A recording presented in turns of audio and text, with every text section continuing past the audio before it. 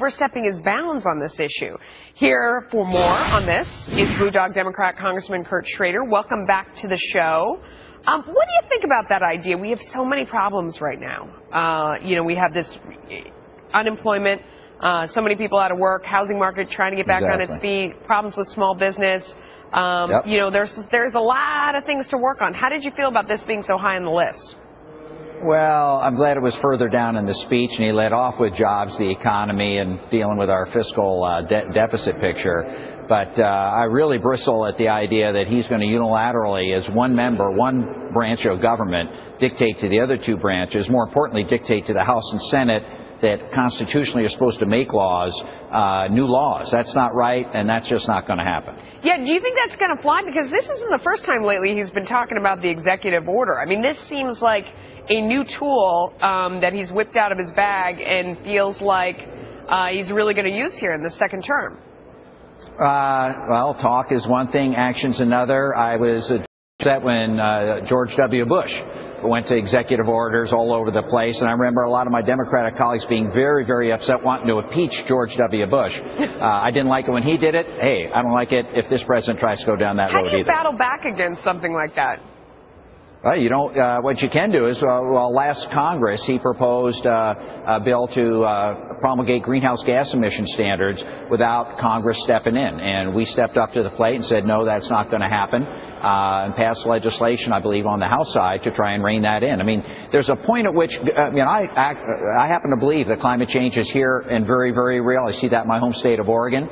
But it's not the president's jurisdiction in a constitutional democracy, a republic like we have, to unilaterally make these decisions without direction from the American people. And we represent the American people writ large as Congress. And you have to wonder about the implications of some of the other ideas that he put on the table with respect to energy, one of which is the Energy Security Trust, to use revenue from oil and gas production on public lands to fund new energy research.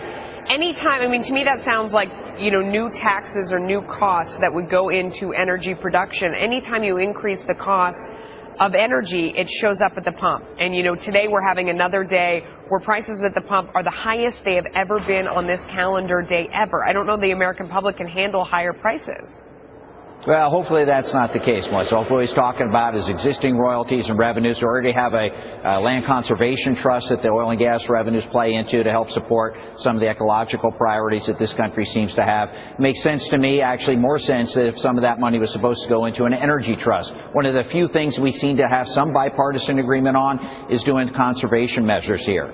That could put a lot of window makers, door makers back to work. I mean, where's that money going now? If it's royalties that the government was already receiving, and this is money that's already coming in and it wouldn't be additional, then is it funding something that wouldn't get funded?